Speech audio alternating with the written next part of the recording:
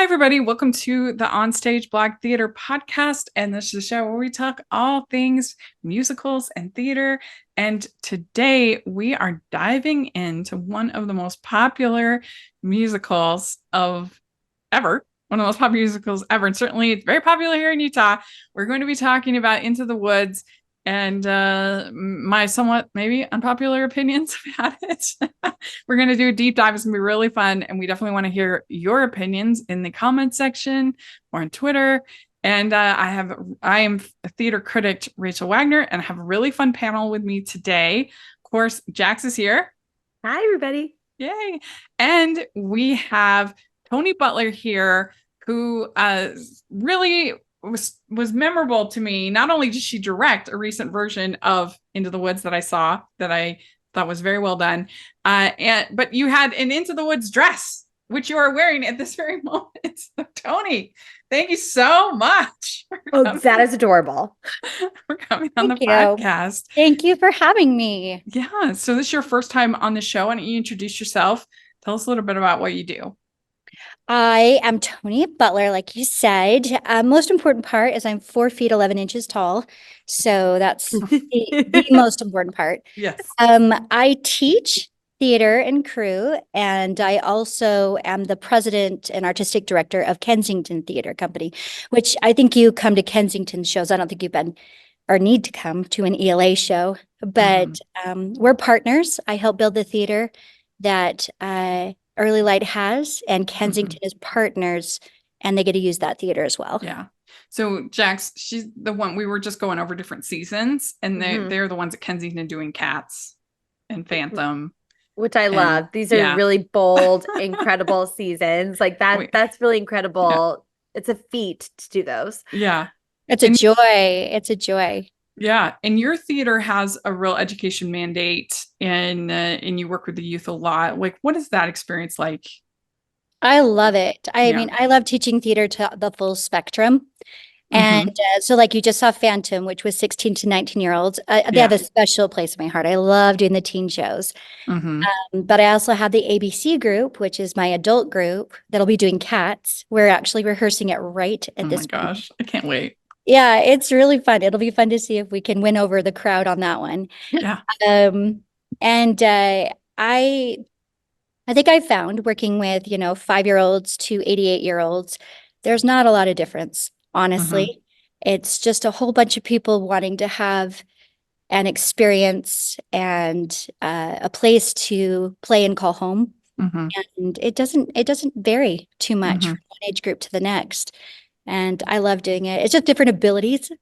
But it's very, very fun. I love working with each group. I love when you can nurture talent. Because I mean, that was something that particularly my choral teacher was absolutely terrible at. Like, she was just so focused on having the best, that she was just kind of a brute that way, that like it had to be the best all the time. And it's a real shame, because it took me a long time before I felt like I was like listenable. I know I'm not the greatest singer in the world, but I was just pretty convinced for years that I was terrible, and because of her. But yeah, it took a while, and some actual teachers who wanted to nurture that talent that kind of convinced me, okay, I'm listenable. Exactly. I don't know if you know this fact about Phantom, but those kids paid for the experience first. I do it backwards. So those kids registered to be in Phantom, and then I auditioned within the registration. Right. So we didn't open it up to the entire community. We just said, if you want to be a part of this, let's do it. And that's a lot of trust in myself. Yeah. As a director, to say, you know what? And that experience has taught me, working with so many people for so long, that I can teach people how to be great on stage. Yeah. The one thing I can't teach very well is how to have the heart and discipline for theater very well. Right. And so when I do this registration way, I always say half those kids wouldn't have made the talent cut. Yeah. But that's interesting. Because I get them, I call them my heart kids. That allows me to get those heart kids in it, and those heart kids make all the difference in a show being great or not, because it means so much more to them than a person getting another tick in their resume kind of thing. Mm-hmm. Mm-hmm. So it's very exciting. Jax, I know you work with a lot of youth. How do you think about that? Yeah, I think, what you're saying, Toni, is so true. And I just think that there's something just about this like unbridled joy and enthusiasm and purity kids when they're just discovering themselves and they're expressing that through their love of theater and performing. And, you're right. You can't teach that heart and that hustle that some kids just have so naturally when it's not about, oh, I want the attention. I love performing. It's about loving the art rather than like loving themselves in the art. So kids are the best. I really, really love not only working with them, but I love seeing shows with kids in them. Like, I just think it's so special to be able to foster their creativity and talent and just, joy and love for theater, because not all of them will grow up to work in the theater, but hopefully they'll grow up and continue to have a passion for it. And that's kind of how my ABC kids ended up being, the adult boot camp, the cat kids. I call them kids because they're the same age as my own children, but they're between 18 and I think 35 is my oldest in that group. But they have the same thing where it's just, let's love theater. Let's love being together. Let's love giving a gift to our audience. Nobody's in there for the fame in that group. All of them just want to be there. They're my heart kids with a lot of talent. Yeah. Yeah. And the Into the Woods, that was ABC, right? That was ABC. Yeah. Yep. Mm-hmm. Yeah. Well, let's dive into our main topic. It's going to be really fun. We're talking about Into the Woods. This premiered on Broadway in 1987. Great acclaim. It, of course, has music and lyrics by Stephen Sondheim, book by James Lapine. They work together frequently. And it has had many a revival over the years. 2002, also in 2012, and then in 2022. So it's been done many times. It won Tony Award for Best Original Score, for Best Book of a Musical, and then the revival in 2002 won for Best Revival. And so, yeah, it's beloved. Into the Woods, for sure, except by me. So it's going to be a fun. Guess what else opened that year? Did Phantom? Yep. Yeah. And so Phantom took a lot of the buzz away from Into the Woods because Phantom was so successful. And Phantom does have a special place in my heart because Phantom was the first musical that I ever saw as far as big, like a Broadway. I saw it in San Francisco with my grandma. It was probably like 1990-ish, somewhere around there. And my grandma was the one who introduced me to musical theater. She got me the Best of Andrew Lloyd Webber cassette tape. And that thing got listened to a lot. That's a good tape. And so a lot of people turned on Phantom. I could never hate it. It was just too foundation. That and West Side Story were the first musicals I ever really saw. Those are like core memories for you. Yeah. Oh, yeah. Yeah. They really are. I teach the kids when they did Phantom, the generation doesn't understand Phantom very well. They don't really have an appreciation, almost a ignorant dislike. Does that make sense? Like just don't get it. And but I told him, I says, when you do Phantom, you're going to run into people and everybody's going to have a Phantom story. I remember when I saw this. I remember, I says, you need to respect Phantom, if anything. Anyway, we're not talking about Phantom, though. It's true. It's true. But Into the Woods. And so what I thought would be fun is kind of like sort of debate format, kind of give our thesis of what we like, maybe don't like, things going on. And then we'll kind of dive into the characters in the story a little bit more. But Jax, why don't you start? What is your overall kind of hot take on Into the Woods? So Into the Woods is one of my favorite Sondheim shows. But I love Sondheim. I think that what I have found recently in my Into the Woods journey, because I remember watching when I was a lot younger, like the Donna Murphy version, and like I hadn't seen it on stage before, so I'm like watching the taped version. I was like, oh, I love this show. I had a Sondheim seminar in college, and I was like, wow, I really like Into the Woods, really, really like these songs.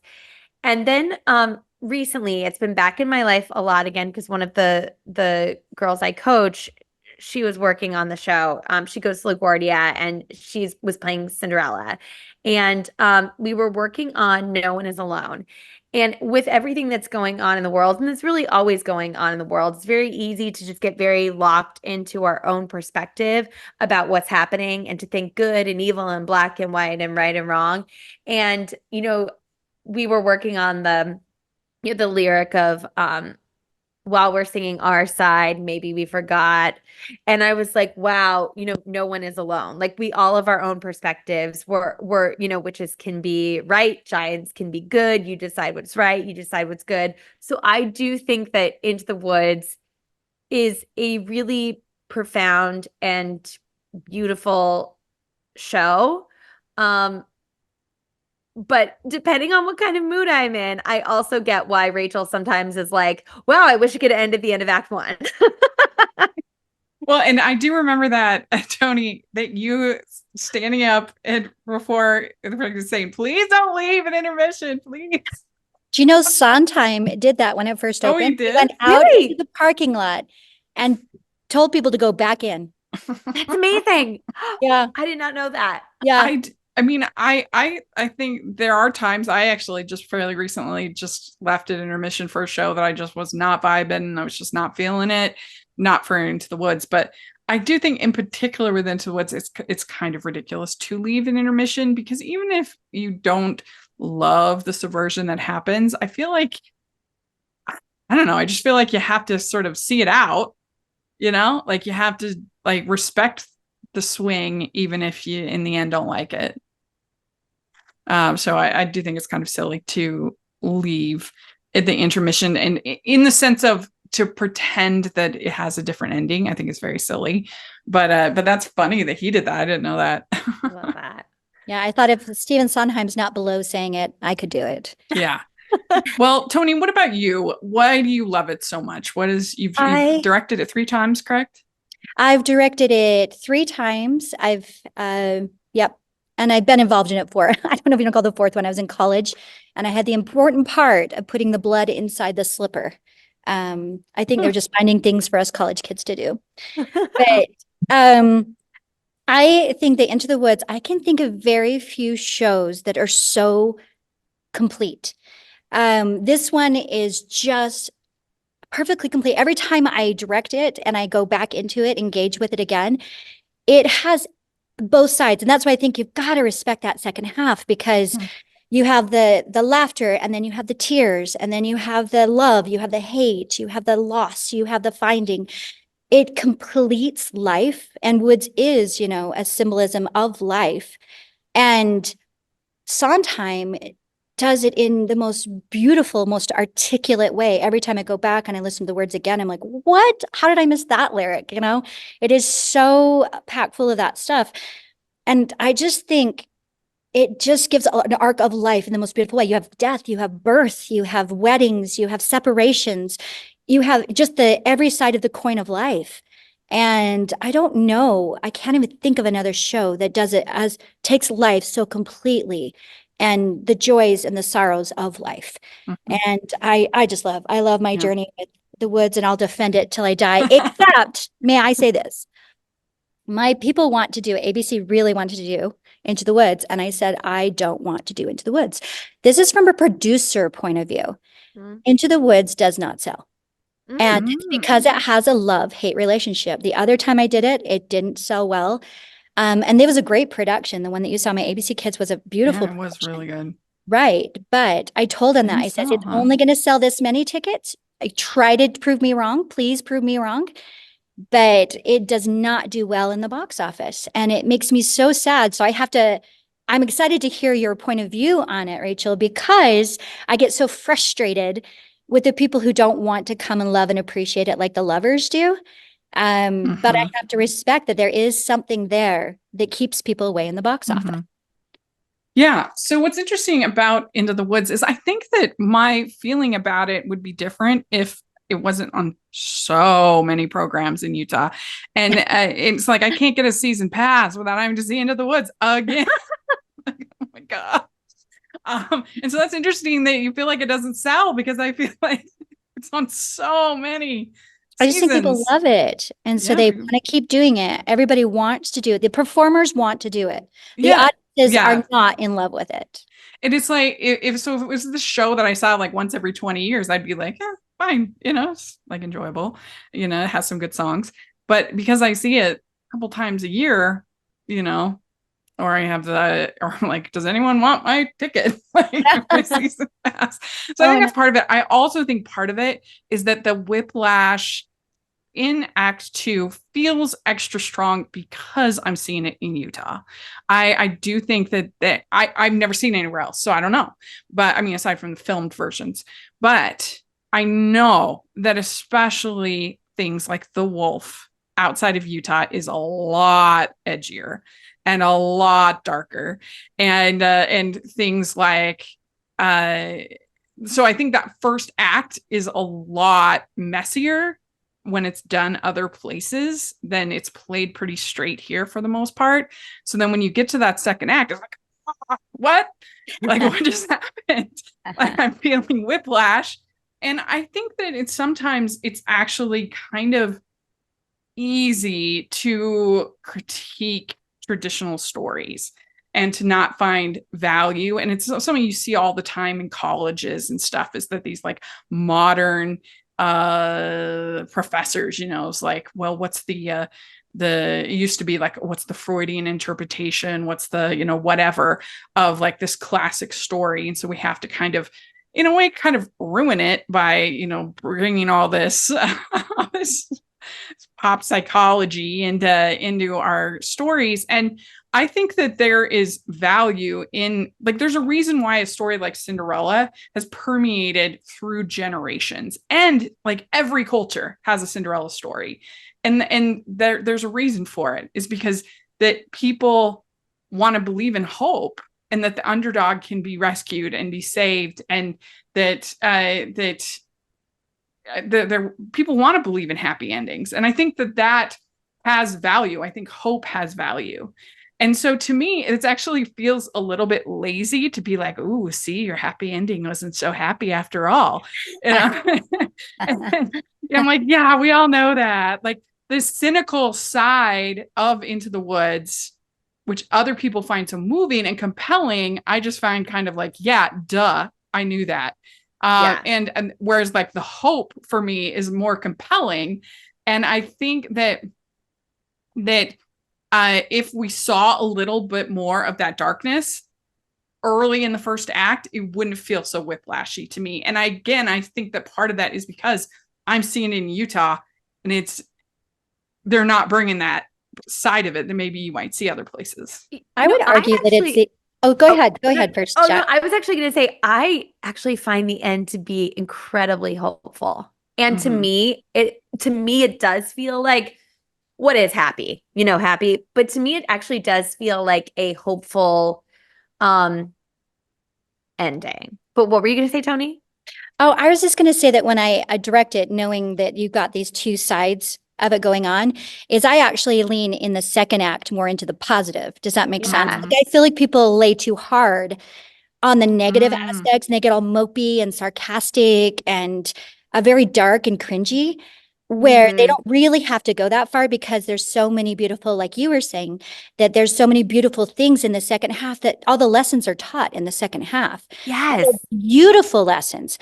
And so that's where, like, when I direct, I'm like, hey guys, first of all, pacing is going to be super hot because when we do it, but then we're also going to just lean into the positive of the second half to make sure that it feels balanced and it still feels like you're going to leave a better person than, negative about the world when you go away from it. Yeah. This is a weird comparison, but it's kind of how I felt watching Mad Men. I know, like a strange comparison, but Mad Men is like, everybody was a cheater and everybody had a cynical ending. I mean, everybody, there wasn't like, I guess Peggy is as close as you got, but even she was pretty cynical, and it was a brilliant show on many ways. But I think that there were times watching where I was just like, come on, can we have one character that like loves his wife and is a straight lay, like Because to me, that would actually like make everything more interesting, because here you have this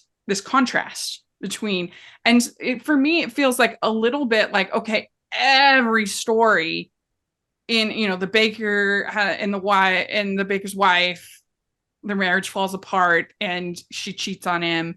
And I mean, I think the most compelling character is the witch, because she's the most consistent through the entire thing. Also, I think she has a lot of like, yes, we see, I actually love that the witch, you're like, you see why the witch is the witch. And she even has a lot of empathy when, you know, she's talking about, I think is it Little Red who's saying something along the lines of, Toni, you'll definitely remember this better than I do, of like, you know, talking about it's not the same thing. And she's like, well, ask a giant's mother. Like, doesn't a giant's mother feel that? Ask a wolf's mother. Exactly. It's like, well, yes, ask the wolf's mother. Like, we're not just, while we're singing our side, it's like, no, there's so many perspectives. And actually the witch can almost understand and experience empathy more than some of the other characters that you think would be able to. So I love the witch. Like, I think it's a very compelling character. And Toni, so smart for you to lean into, you're exactly right. Like, all the lessons are in Act 2. And I think leaning into the beauty in that is like so incredible. Yeah. I love it too much to not, you know? Yeah. It's so beautiful. Yeah, and that's one, actually, I think one of the best lines of the whole thing is that when they're talking about, especially if you basically, again, if the story was told in the darkness that it's intended in the first act, basically like Riding Hood has been raped by the wolf. Is kind of what we're supposed to be told. And so like, of course she's gonna think that he's evil, and so when she says that, the witch says that, and when Riding Hood says it all makes more sense than when it's just played kind of straight. Yeah. It's interesting. Well, so do you have, Toni, do you have a favorite song of the whole show? Your favorite? I think I have an affinity for No More.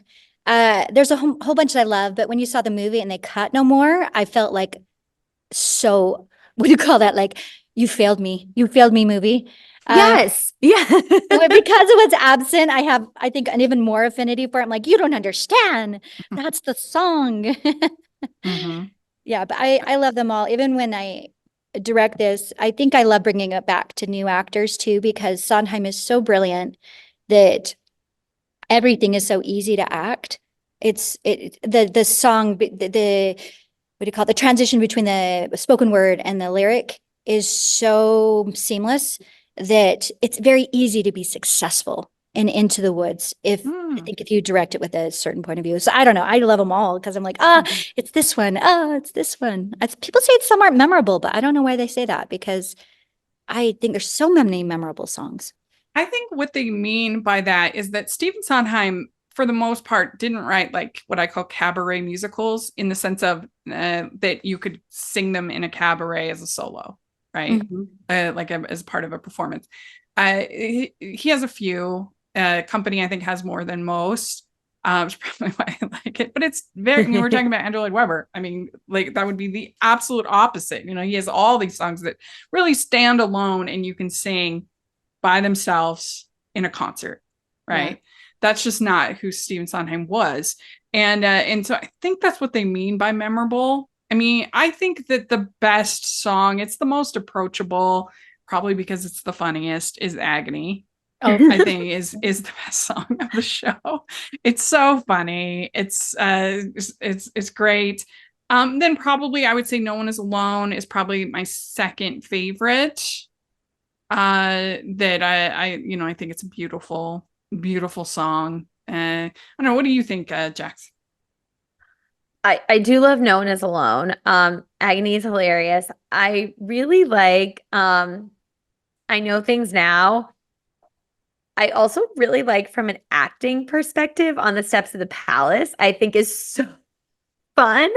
And Children Will Listen. I mean, there's just so many good ones. There's just so many good ones. It's interesting. On the Steps of the Palace is like Children Will Listen and Children Will Listen and No One Is Alone is like I'm in my feels and I'm feeling it. But I just think On the Steps of the Palace, it's like so many interesting moment to moment beats, and it's so funny. It's so gosh darn funny. So Yeah. there's so many I like. Yeah. I know Giants in the Sky. When I was a teenager, I loved Giants in the Sky. Yeah, I love them all. And I think Agony should get a lot of praise, honestly, because its reprise is funnier than its first one. Yes. Like, way to one up your. Yes. Yes, way to go. I mean, that's genius. You know what was really interesting in a recent version that I just saw? They had Cinderella's prince and the wolf played by the same actor, which I thought was kind of an interesting choice. No, that's traditional. Oh, is it? Is that okay? Yeah, that's a traditional choice. Yeah. It's interesting because, at first he's supposed to be like the hero. He's the prince. But because he's just played, I don't know why I never noticed it before, but, that to have it be this more sinister character as well is kind of interesting. I always wonder because the original Broadway one did do it that way. And so traditionally they do it that way because of it. And I always wonder from a directing point of view, the one you saw, I didn't do that. But I kind of think, this is maybe just so stupid, I always wonder why people do things, it's because the Cinderella's prince has nothing to do for the first 50 minutes of the play. Yeah. And so like, well, let's let him do it because he's under contract anyway. Right. Yeah. He's here. I know, right? Let's use him. Yeah. This is interesting.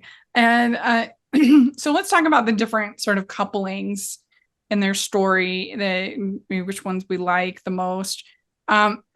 So we have the baker and his wife. They're sort of the lead characters. Their big wish starting into is that they want to have a child. And, it's interesting journey because at first they seem like such a committed couple, but the more they're kind of asked to sort of sacrifice for this other goal of having a child, the further they get from each other. And then once they actually have the child, I mean, the child doesn't like the baker, doesn't want the baker to hold him. And I don't know, it's just, that's sort of their arc. And I don't know, what do you think about the baker and the baker's wife, Jax? I think it's a very interesting, like, to me, it's not so cut and dry. Like, I used to think about it like, oh, well, they were never supposed to be together anyway. And like, they were just there because like, it's the baker and the baker's wife. But it's such an interesting commentary to me on like the commitment of marriage and like what it takes, and also how twists and turns can just take you completely off a different path that you never thought that you would be on. And I think it's really interesting to see this struggle too of like after they get their wish, it never is what you think it's going to be. Exactly what you think it's going to be. And I think that I like that these characters, to me, different than a lot of other musical theater, they feel very grounded. I really, really like these characters, and I think they're like just delicious acting roles for anyone who gets to play them. What do you think, Toni, about the baker and the baker's wife? Well, at first I have to defend the choice of Sondheim to do the baker's wife because a lot of people hate that. They're like, she cheats on him. And I'm like, hey, but that is a story in Brothers Grimm. Like the baker's wife is that story. And so I'm like, okay, it's another one of the fairy tales. Just so you know, it's not Sondheim that made this up. I think they're so great. I think that having such ordinary people being I call them the everyman. I mean, that's what you call them technically. Being the everyman in the middle of a fairy tale is so beautiful because that becomes the audience's point of view almost, watching their story. I think, I forget her name, the one that played the baker's wife that won the Tony Award, the original one. But that's why they loved her so much, is because she was so beautifully genuine and beautifully grounded and just this, you would have met her on the street, but she's here in the middle of a fairy tale, And so I adore the baker and the baker's wife. When I cast, I mean, those are my anchors. I have to make sure those two are just solid. It was Joanna Gleason was There the you go. original. Yep. Yeah. Jason. Amazing. Delightful. Yeah, I mean, I do appreciate that it kind of has a different take on motherhood. You know, a lot of times, especially in Utah, it's only portrayed as just this innate, natural, nurturing, you know, kind of a thing, and that's not always the case. And that, I mean, obviously, you love your children, but it's there's lots of complicated emotions with something as big as, you know, having a child. And I do appreciate that. I wish that there was I would just wish there was maybe more time or was less cluttered for her to just have this affair. I don't know. I don't love it. I don't love that she's cheating. It's not my favorite, but you know, I get storytelling why, and that's interesting. That is part of the story. I didn't know that, but yeah. Let's talk about the witch and Rapunzel in here. It's kind of our next grouping. I do think the witch is the most successful character of the play, just because I feel like you because she's the witch, you have those darker undertones more consistently, so I don't get that whiplash that I get with some of the other characters. I don't know, what do you think, Jax, about the witch and Rapunzel? I mean, yeah, the witch is like this incredible, like tour de force, like performance. And Yeah. it is, you know, just the way she needs to obsessively exercise control, you know, over Rapunzel. I mean, it's this thing of like, yes, of course, like it's this dramatized version of it, but also it's not. You know what I mean? We all have these like complicated relationships, and I think that seeing the way it's like it's under the guise of protection, but really there's a lot of control there, but also there's love there. But there's it's this whole cocktail of like, yeah, that's life. And I just think it's a very again, it's just like so multifaceted that I just think it is so fascinating to watch. Well, it's also interesting, like how omnipotent is the witch, because she sends them on this crazy mission. Like, what is this spell? Like, what is this thing she's asking them to do? But does she know kind of basically what's going to happen? Like, what kind of because there is a narrator of the story, but how much does she kind of know about these characters and these people? I think she just knows the spell to break her spell. She needs the ingredients to break her spell. So because she needs the 4 ingredients to get to her beauty again. I love the witch and there because it's your one teenager relationship. I mean, you have a Little Red and Granny, but you don't really see that very much. And you have Jack and Jack's mom. Again, you don't see that as much.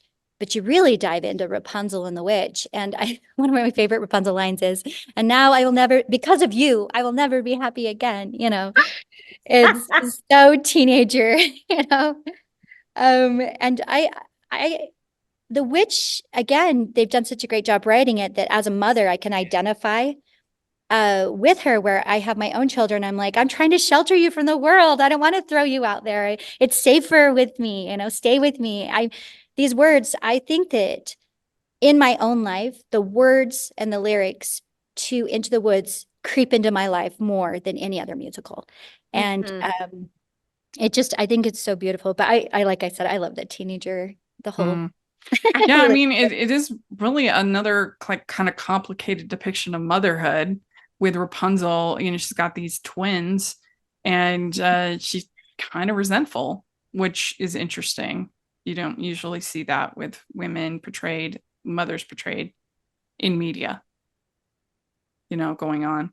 And then as soon as Rapunzel is killed, the witch, like, she just becomes like, she could care less about any of these people. She's just like, kind of screw you to all of them. The world died, you know? Yeah.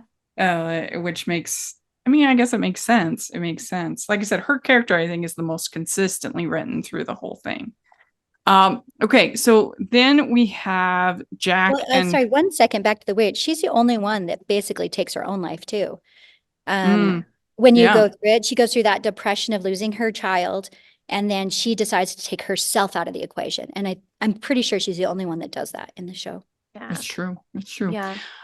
So then we have Cinderella and her prince. And basically, like, I guess her arc is supposed to be the most like, oh, the happy ending didn't turn out the way you thought it would, kind of a thing. She marries the prince at the end, and like palace life is just kind of boring for her. Is what we're supposed to get, right? Well, she's definitely And not working very much, that's for no, sure. yeah. I don't know, Jax, what do you think about Cinderella and the prince? I think that it's really I mean, he's such a goober. Like he's such a dum-dum. Like I grew up like being very into like fairy tales and very into Prince William and like the royal family and all that and like all this world that I was creating for myself in my mind. But I love that, Cinderella, has this like incredible awakening where she's like, no, I don't, this isn't for me. And then it's like basically at the end, and maybe this is just my brain going to like the happy ending, but like they're creating their own sort of family, whatever that is going to be, or community. And I think that that's really beautiful at the end, that it's like, no, I'm not with the prince, but I'm strong. I can protect myself. I can protect these kids around me, and I can have a nuanced point of view about all of this conflict and intensity that's happening around me. So I think like it's a really beautiful, like she has a series of like beautiful and interesting realizations.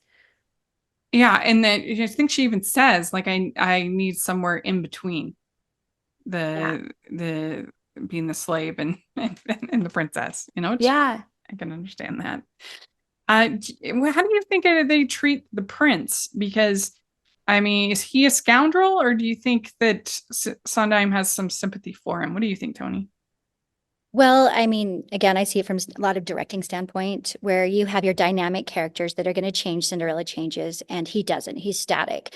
And when we go through we begin that journey, I always tell my characters, is yours a static journey or a dynamic journey?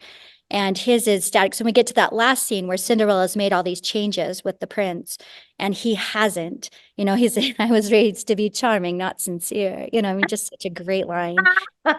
And then I especially love the end of that scene because people can play that scene up really hokey because the prince hasn't changed. But I really love at the end for him to just have a glimmer of dynamicness where she says, he says, I'll always love the maiden who ran away. And she's like, I will always love the far off prince. That beautiful fairy tale they did have for a second that they can leave going, in my life, you were a piece of it. And I like that parting to be a lot more beautiful instead of, I've seen that played very sarcastically, a little darker. And I just love that these two people are like, I don't know, this is our journey, and we agree to keep moving in the direction we need to go in. Oh, I love that you say that, Toni, because I actually think that is like, I'm getting chills thinking about that, because that part when it is played so like soft and like we had a time is like so pitch perfect when it's done like that. Mm-hmm. So then we have Jack and Little Red Riding Hood, our kind of child characters. And I know that was like a big deal in the movie, the fact they cast them as actual children. People were upset about it, but I don't know. I have some sympathy for Rob Marshall because I feel like, I mean, he's making a Disney movie. What the heck is he supposed to do? Like, I mean, I actually think they did just about as good a job as you could do in adapting Into the Woods, but it's just a question of should that even be attempted? I don't know, by Disney at least. But anyway, so you have these two child characters that are both framed as innocents, and then kind of their innocence is taken by the end, in various ways by the end of the show. What do you think about that, Jax? So I like that you noted it in the movie. So I know Lilla, who played Little Red in the movie, and I known her since she like did Annie on Broadway, and I think she's a great actress and she's a lovely person. Her family's great.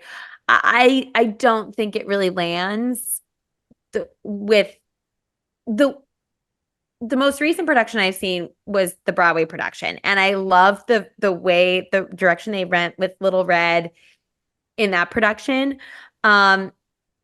This recent revival. Yeah. She's, like, she at least reads his mid-20s.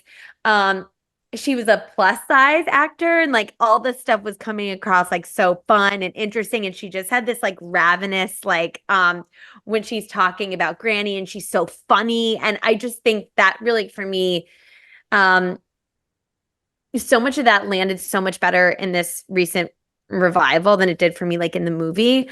Yeah. And I just think Little Red is one of the funniest characters. Like really in all of like Sondheim, I just think she's so funny. Jack to me is interesting too, because like Giants in the Sky is great, but like that's not a character that really pops out at me as much. But that's also not a reflection necessarily on the story. It's just what I think, drawn to when I'm watching this. Well, it's also interesting because Jack's innocence is the thing that causes the most chaos. His choices cause the most chaos around because of what he does to the giant and everything like that. So, he is oddly this kind of villain in a way of the story. I don't know. What do you think, Toni, about Red and Jack? Again, from a directing point of view, you know that they're the survivors, right? So they're the ones that have to get through the entire show, and you better cast people that the audience like, because you're going to be seeing a lot of those people, and they're going to be the survivors at the end, right? And so I think, I don't like that they did children. That's fun that you know her. I didn't. The problem is it's written too well. And if you don't have a talented comedic actress and actor in those parts, you're going to miss out on all of the humor that Lapine did. It was so good. Like when Red says, you talk to birds, it's just, it's so great. P.S. I love that Cinderella, when she's so real, she still can talk to birds, like nod to fairy tale still. Yeah. But I think that it's fun to have that innocent point of view. I love letting adults play those parts too, because to go back and see it from an innocent point of view is so fun in a discussion. How do you see this situation from this young, naive point of view? I mean, they make fun of Jack still living in the house. Like, this is not a young boy. This is an older boy. Yeah. And the mom won't let him go. I just think it's so funny. I love those two characters. When I did it, I did cast very atypically the last time I did it. And I loved it. I love the atypical casting. I love casting atypically anyway. I've only been acted in Little Red. I was Little Red. I've only been in Into the Woods one time. Oh my gosh, you were Little Red? I was Little Red. And I adore Little Red, of course, because that's kind of my typecasting part. So oh, you'd be such a good Little Red. Now I wish I would have seen that. That's so cute. Oh, thank you. Well, and I think when you do cast when you cast Jack, and when you bring in these darker themes earlier, it does help again with this whiplash.